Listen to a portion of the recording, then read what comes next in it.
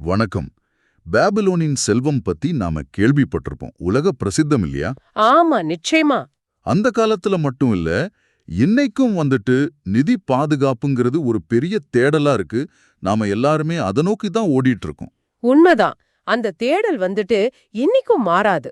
காலம் மாறினாலும் சூழல்கள் மாறினாலும் பணத்தோட அடிப்படை விதிகள், அதாவது சம்பாதிக்கிறது, சேமிக்கிறது, அதை வளர்க்கிறது, இதெல்லாம் இன்னிக்கும் அப்படியே பொருந்தும் பாருங்க. ஆச்சரியமா இருக்கு. ரொம்ப சரியா சொன்னீங்க. இன்னைக்கு நாம ஜார்ஜஸ் கிளாசனோட ஒரு கிளாசிக் புத்தகம் பாபிலோனின் மிகப்பெரிய பணக்காரன் அதோட சில முக்கிய பகுதிகளை கொஞ்சம் ஆழமா அலசி ஆராயப் போறோம். ஓ, அருமையான புத்தகம் அது. ஆமா, இதுல என்னன்னா உங்களுக்காக இந்த கதைகள்ல மறைஞ்சிருக்கிற காலத்தால் அழியாத நிதி சார்ந்த ஞானத்தை பிரித்தெடுத்து உங்க அன்றாட வாழ்க்கைக்கு எப்படி பயன்படுத்தலாம்னு பார்க்க போறோம். அதாவது வெறும் தியரி இல்லாம அந்த பாபிலோனிய நீதி கதைகள் மூலமாவே சேமிப்பு, அப்புறம் செலவுகளை கட்டுப்படுத்துறது, எங்க முதலீடு செய்யறது, எப்படி பணத்தை பாதுகாக்கிறது, ஆமா, அப்புறம் நம்ம சம்பாதிக்கிற திறனை எப்படி அதிகப்படுத்திக்கிறது, வாய்ப்புகளை சரியா எப்படி பயன்படுத்திக்கிறதுன்னு நடைமுறைக்கு தேவையான பல விஷயங்களை அலச போறோம். சூப்பர். அப்போ ஆரம்பிச்சிடலாமா? முதல் விஷயம் அஸ்திவாரம். அது ரொம்ப முக்கியம் இல்லையா? நிச்சயமா. பாபிலோனியோட மிகப்பெரிய பணக்காரர் அர்கத், அவரோட ரகசியம்னு சொல்லப்படுற அந்த முதல் பாயிண்ட், முதலில் உங்களுக்கு செலுத்துங்கள். இத பத்தி கொஞ்சம் சொல்லுங்களேன். ஆமா, இதுதான் ஆரம்ப புள்ளி. அர்க்கத்தோட கதை ரொம்ப சுவாரஸ்யமானது. அவரோட பழைய நண்பர்கள் பன்சீர் ஒரு ரதம் செய்றவர், கோபி ஒரு இசைக்கலைஞன், 2 பேரும் அவங்க வறுமைய பத்தி புலம்பிட்டு இருக்காங்க. நாள் முழுக்க உழைக்கிறோம், ஆனா கையில ஒண்ணும் மிச்சம் இல்லையேன்னு வருத்தப்படுறாங்க.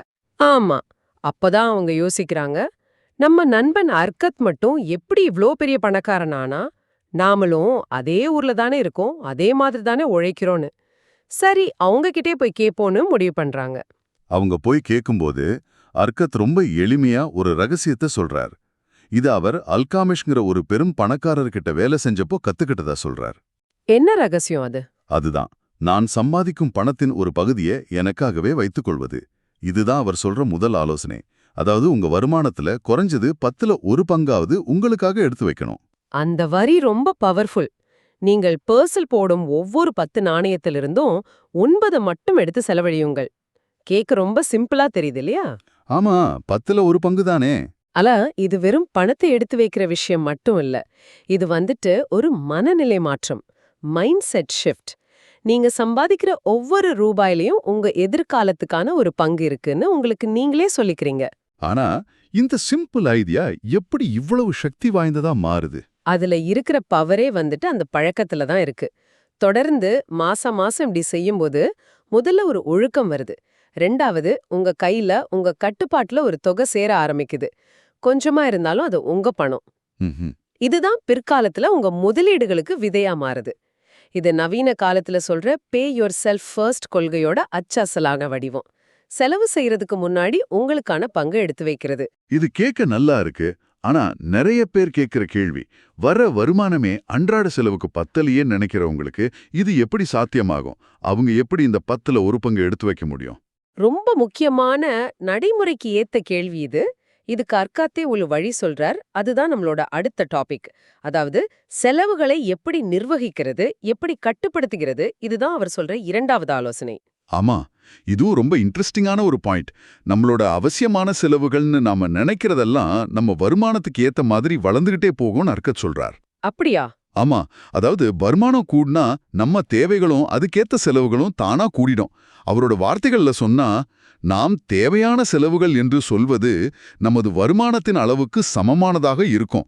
யோசிச்சு பாருங்க, இது உண்மைதானே? உண்மைதான், 100க்கு 100 உண்மை. இது ஒரு மாதிரி உளவியல் கண்ணி மாதிரி. நம்ம தேவைகளுக்கும் ஆசைகளுக்கும் உள்ள வித்தியாசத்தை நாம சரியா புரிஞ்சுக்கிறது இல்ல. நிறைய சம்பாதிச்சா பிரச்சனை தீர்ந்துடும் நினைக்கிறோம். ஆனா வருமானம் ஏற ஏற செலவுகளும் ஏறி மறுபடியும் அதே இடத்துல நிக்கிறோம். கரெக்ட். அர்க்கத் சொல்ற வழி என்னன்னா, முதல்ல உங்க செலவுகளெல்லாம் பட்டியலிடுங்க, உட்கார்ந்து எழுதுங்க. எது உண்மையிலே தேவை, எது இல்லாமலும் சமாளிக்கலான்னு பிரிச்சு பாருங்க. ஆசைகளை தேவைகள்ல இருந்து பிரிங்க. அப்புறம் அந்த மிச்சம் இருக்கிற 10ல் 9 பங்கு வருமானத்துக்குள்ள வாழ பழகுங்க. அதாவது உங்க செலவுகளை அந்த 90% கட்டுப்படுத்துங்க. இதுதான் வரவு செலவு திட்டம், பட்ஜெட்டிங்.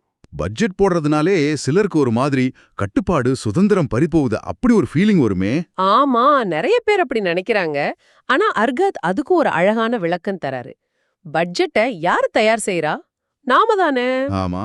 அப்போ அது எப்படி நமக்கு எதிரா இருக்கும்? பட்ஜெட் ஒரு எதிரி இல்ல, அது ஒரு கருவி. உங்க பணம் எங்க போகுதுன்னு தெரிஞ்சுக்கிறதுக்கும், உங்க குறிக்கோள்களுக்கு அந்த 10ல் 1 பங்கு சேமிப்பு உட்பட பணத்தை சரியா ஒதுக்குறதுக்கும் அது உதவுது. ஓகே. அது தேவையில்லாத செலவுகளை குறைச்சு முக்கியமான விஷயங்களுக்கு வழிவகுக்கும். ஒரு கழுதைக்கு மூக்கணாங்கயிறு மாதிரி இல்ல, ஒரு வண்டிக்கு ஸ்டியரிங் மாதிரி நினைச்சுக்கோங்க. கண்ட்ரோல் உங்க கையில இருக்கு. நல்ல உதாரணம். அப்போ வரவு செலவு திட்டமிடல் மூலமா அந்த 10ல ஒரு பங்கை சேமிக்கிறதுக்கு ஒரு வழியை உருவாக்கிக்க முடியும். சரி, இப்போ சேமிக்க ஆரம்பிச்சாச்சு, செலவுகளையும் கட்டுப்படுத்தியாச்சு. அந்த சேமிச்ச பணத்தை என்ன பண்றது? சும்மா பர்ஸ்லயா வச்சிருக்கிறதா? ஹாஹா, நல்ல கேள்வி. இதுதான் ஆர்க்கத்தோட 3வது ஆலோசனைக்கு நம்மள கூட்டிட்டு போகுது. உங்க பணத்தை உங்களுக்காக வேலை செய்ய வைங்க.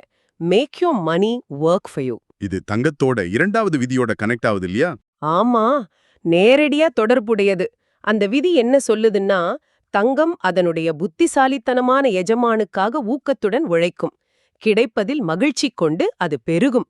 அதாவது, நீங்க கஷ்டப்பட்டு சேமிச்ச பணத்தை சும்மா முடக்கி வைக்காம அத முதலீடு செய்யணும். அது மூலமா இன்னும் அதிக பணத்தை ஈட்ட வைக்கணும். அர்கத் அவரோட அனுபவத்தையே இதுக்கு உதாரணமா சொல்றார். கேடயம் செய்யற அக்காருக்கு கடன் கொடுத்து அதுல வர்ற வட்டிய அவர் வீண் செய்யாம அதையும் திரும்ப முதலீடு செஞ்சதா சொல்றார். ஆமா, அவர் சொல்றது இதுதான். நீ சேமித்து வைத்தது கண்டிப்பாக சம்பாதிக்க வேண்டும், அது போடும் குட்டிகளும் சம்பாதிக்க வேண்டும். அப்போதுதான் நீ விரும்பும் செல்வம் உன்னை வந்தடையும். இது கேக்குறதுக்கு கூட்டு வட்டி மாதிரி இருக்கு, காம்பவுண்ட் இன்ட்ரெஸ்ட். நிச்சயமா. இதுதான் கூட்டு வட்டியோட அடிப்படை. அதுதான் செல்வத்தை பெருக்கிறதுல ஒரு மேஜிக்னே சொல்லலாம். சின்னதா ஆரம்பிக்கிற முதலீடு காணப்போக்குல வட்டிக்கு வட்டி போட்டு ஒரு பெரிய தொகையா வளர்றது. ஆர்கத் இத தனக்காக வேலை செய்யற தங்க அடிமைகள்னு சொல்றார். அதாவது, உங்க பணம் உங்களுக்காக உழைக்குது. நாம இன்னைக்கு இத முதலீடுகள்னும் அதிலிருந்து வர்ற வருமானத்தை செயலற்ற வருமானம், பாசிவ் இன்கம்னு சொல்றோம். அதாவது, நாம நேரடியா உழைக்காமலே நம்ம பணம் நமக்காக சம்பாதிச்சு கொடுக்கறது. அதேதான். இதுதான் உண்மையான நிதி சுதந்திரத்தை நோக்கி கூட்டிட்டு போகும். அந்த விவசாயியோட கதை கூட இதை நல்லா விளக்குதுன்னு நினைக்கிறேன். மகனுக்காக 10 வெள்ளி நாணயங்களை வட்டிக்கு விட்டுட்டு போறாரு. 50 வருஷம் கழிச்சு வந்து பார்த்தா அது கூட்டு வட்டி மூலமா கிட்டத்தட்ட 17 மடங்கு பெருகி 167 வெள்ளி நாணயங்களா மாறுது. ஆமா, அந்த கதை உணர்த்துற பாடம் என்னன்னா, எவ்வளவு சீக்கிரம் ஆரம்பிக்கிறோமோ அவ்வளவு நல்லது. சின்ன தொகையா இருந்தாலும் சரி, நீண்ட காலத்துல கூட்டு வட்டியோட பலன் ரொம்ப பெருசா இருக்கும். நம்ம நோக்கம் இந்த மாதிரி நம்ம பணம் நமக்காக வேலை செய்யற வழிகளை உருவாக்குறதா இருக்கணும். ரொம்ப அருமை. அப்போ முதல் படி சேமிப்பு, 2வது செலவு கட்டுப்படுத்துறது, 3வது பணத்தை வேலை செய்ய வைக்கிறது. சரி, அடுத்த கட்டம் என்ன? எல்லாம் சரியா போகுமா? இல்ல, கஷ்டப்பட்டு சேர்த்த பணத்தை பாதுகாக்கணுமே. இதுதான் 4வது ஆலோசனை, உங்க செல்வத்தை பாதுகாத்தல். ஆமா, இது தங்கத்தோட 3, 4, 5ஆம் விதிகளோட ரொம்ப நெருக்கமா தொடர்புடையது. இது மிக மிக முக்கியமான பாயிண்ட். ஏன்னா பல பேர் கஷ்டப்பட்டு சம்பாதிப்பாங்க, சேமிப்பாங்க, ஆனா அதை சரியா முதலீடு செய்ய தெரியாம அல்லது பாதுகாக்க தெரியாம இழந்துருவாங்க. உண்மை. அர்கத்துக்கே அப்படி ஒரு கசப்பான அனுபவம் ஆரம்ப காலத்துல நடந்திருக்கு. ஆமா, அவர் 1 வருஷம் கஷ்டப்பட்டு சேமிச்ச பணத்தை அஜ்மூர்னு ஒரு செங்கல் செய்யறவர்கிட்ட கொடுத்து ஃபினிஷியாவுக்கு போய் அபூர்வ நகைகள் வாங்கிட்டு வர சொல்றாரு. ஓஹோ, செங்கல் செய்யறவர்கிட்டயா? ஆமா, ஆனா அஜ்மூருக்கு செங்கல் செய்யதான் தெரியும், நகைகளை பத்தி என்ன தெரியும்? அவரு போய் போலியான கண்ணாடி துண்டுகளை விலையுயர்ந்த ரத்தின கற்கள்னு நம்பி வாங்கிட்டு வந்து ஏமாந்துடுறார். அடடா. அப்போ அல்காமிஷ் அர்காத் கிட்ட கேட்ட கேள்வி ரொம்ப முக்கியமானது. முட்டாளே, செங்கல் செய்பவரிடம் எப்படி தங்கம் பற்றிய அறிவு இருக்கும் என்று நம்பினாய்? மழைக்கு போய் ஆட்டிடம் கம்பளி கேட்டது போலல்லவா இருக்கிறது? இது ரொம்ப பவர்ஃபுல்லான கேள்வி. இதுதான் தங்கத்தோட 3வது விதி சொல்லுது. தங்கம் தன்னை கவனமாக பாதுகாப்பவரிடமே தங்கியிருக்கும். அந்த பாதுகாப்பை தருபவர் யாரெனில், தங்கத்தை திறன்பட கையாள்பவர்களின் ஆலோசனையின்படியே முதலீடு செய்பவரே. சிம்பிளா சொன்னா, தெரிஞ்சவங்க கிட்ட ஆலோசனை கேட்கணும். அதேதான். எந்த துறையில முதலீடு செய்றீங்களோ அந்த துறையில அனுபவமும் அறிவும் உள்ள நிபுணர்களோட ஆலோசனையை கேளுங்க. தெரியாத விஷயத்துல பணத்தை போடாதீங்க. அர்கத்தோட மகன் நோமசீரும் இதே தப்பு செஞ்சார் இல்லையா? அப்பா கொடுத்த தங்கத்தை எடுத்துட்டு போய். ஆமா, குதிரைப்பந்தயத்துல ஜெயிச்சு சீக்கிரமா பணக்காரன் ஆயிடலான்னு நினைச்ச பணத்தை விட்டது. அப்புறம் அனுபவம் இல்லாத ஒருத்தனோட சேர்ந்து வியாபாரம் செய்ய போய் நஷ்டப்பட்டது. இதெல்லாம் தங்கத்தோட அடுத்த 2 விதிகளை நமக்கு நல்லா புரிய வைக்குது. 4வது விதி என்ன சொல்லுதுன்னா, தனக்கு அனுபவம் இல்லாத வியாபாரத்திலேயோ அல்லது நிபுணர்கள் ஒத்துக்காத துறைகள்லயோ பணத்தை போட்டா அது நம்ம கைய விட்டு போயிடும். ம் 5வது விதி பேராசை பத்தி சொல்லுது. சாத்தியமில்லாத வருமானத்துக்கு ஆசைப்பட்டோ, ஏமாத்துறவங்க சொல்றத கேட்டோ அல்லது நம்ம அனுபவமின்மைய நம்பியோ பணத்தை முதலீடு செஞ்சா அதுவும் காணாம போயிடும். அப்போ சுருக்கமா சொன்னா, பேராசப்படாதீங்க, கெட் ரிச் குவிக் திட்டங்களை நம்பாதீங்க, உங்களுக்கு புரியாத அனுபவம் இல்லாத துறைகள்ல பணத்தை போடாதீங்க, நிபுணர்களோட ஆலோசனையை கேளுங்க. உங்க மூலதனத்தை பாதுகாக்கிறது ரொம்ப முக்கியம். இதுதான் நாம இப்போ டியூ டிலிஜென்ஸ்னு சொல்றது. அதாவது ஒரு முதலீட்டை பத்தி இறங்குறதுக்கு முன்னாடி அத பத்தி முழுமையா கவனமா ஆராய்ந்து பார்க்கறது. அவசரப்படாம நிதானமா அறிவுபூர்வமா முடிவெடுக்கிறது முக்கியம். ஏன்னா உங்க பணம் உங்க கைய விட்டு போனா அதை திரும்ப சம்பாதிக்கிறது ரொம்ப ரொம்ப கடினம். சரி, இப்போ சேமிப்பு, கட்டுப்பாடு, முதலீடு, பாதுகாப்புன்னு 4 முக்கியமான படிகளை பார்த்துட்டோம். அடுத்து வாய்ப்புகள் பத்தி பேசலாமா? ஏன்னா பணம் சம்பாதிக்கிறதுக்கு வாய்ப்புகளும் வரணும், அதை சரியா பயன்படுத்திக்கணும் இல்லையா? ஆமா, இது அதிர்ஷ்ட தேவதையை சந்தித்தல் பகுதியிலிருந்து வருது.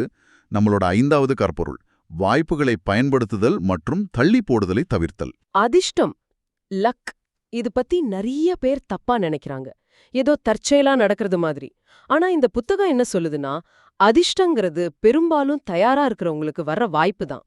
Opportunity favours the prepared mind. ஹோஹோ, வாய்ப்புகள் எல்லாருக்கும் வரும். ஆனா அதை யாரு சரியா வேகமா பயன்படுத்திக்கிறாங்களோ அவங்க தான் அதிர்ஷ்டசாலியா தெரியுறாங்க. மத்தவங்க ஐயோ வாய்ப்பு போச்சே எனக்கு அதிர்ஷ்டம் இல்லைன்னு புலம்புறாங்க. அந்த பகுதியில வர்ற கதைகள் இத நல்லா சொல்லுது. ஒருத்தர்கிட்ட அவங்க அப்பா சொல்றாரு, இங்க பாரு, இந்த நிலம் நல்ல விலைக்கு வருது, வாங்கி போடு, நல்ல வாய்ப்புன்னு. ஆனா இவர் என்ன பண்றார், இல்லப்பா, எனக்கு அழகான பாபிலோனியா ஆடைகள் வாங்கணும்னு ஆசை, அப்புறம் பாத்துக்கலாம்னு தள்ளி போடுறார். பின்னாடி அந்த நிலத்தோட மதிப்பு பல மடங்கு உயர்ந்துடுது. அப்போ அவங்க அப்பா சொல்றார், வாய்ப்பு ஒருபோதும் காத்திருக்காத மகனே, அது இன்னைக்கு உன்கிட்ட இருக்குன்னா நாளைக்கு அது போயிடும், அதனால தாமதம் செய்யாது. இன்னொரு கதை இன்னும் வருத்தமானது. ஒரு ஒட்டக வியாபாரி ஆட்டு மந்தை வாங்க ரொம்ப நல்ல விலைக்கு பேசி முடிக்கிறார். எல்லாம் ஓகே. ஆனா ஆனா ராத்திரியில போய் பணத்தை கொடுக்கணுமேனு கொஞ்சம் சோம்பல் பட்டு சரி காலையில போகலான்னு நினைக்கிறாரு. காலையில போனா வேற ஒருத்தர் இவரோட கொஞ்சம் அதிக விலை கொடுத்தா அந்த மந்தையை வாங்கிட்டு போயிடுறார். அட கடவுளே!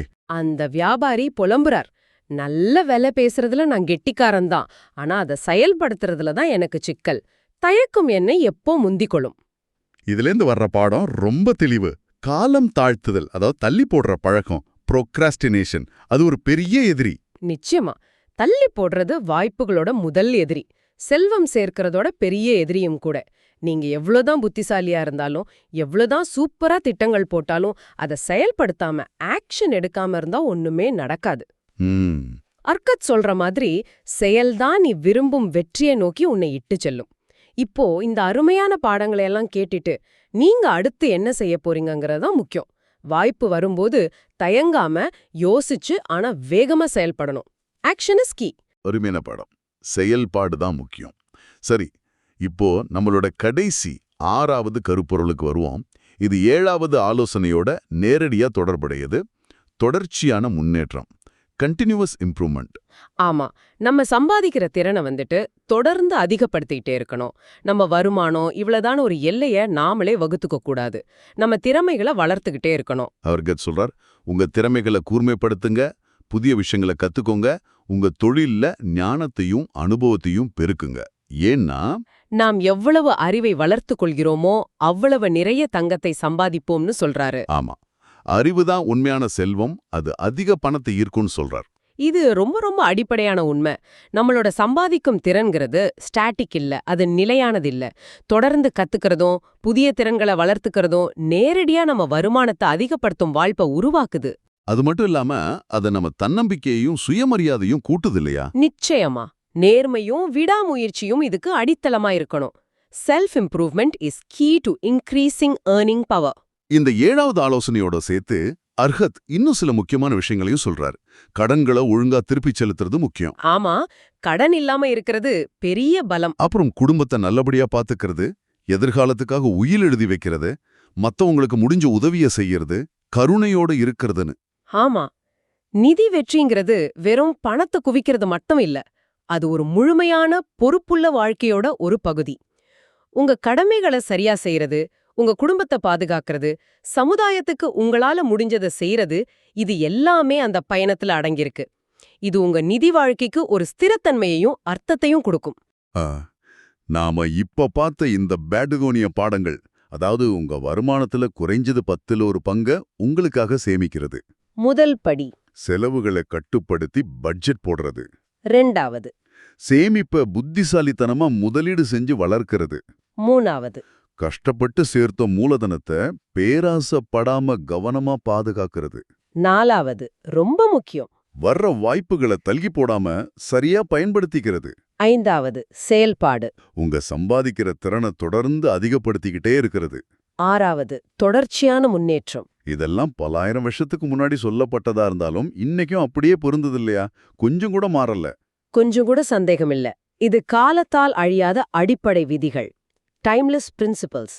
சூழல்கள் மாறலாம், டெக்னாலஜி மாறலாம், கருவிகள் மாறலாம், ஆனா அந்த கொள்கைகள் மாறவே மாறாது.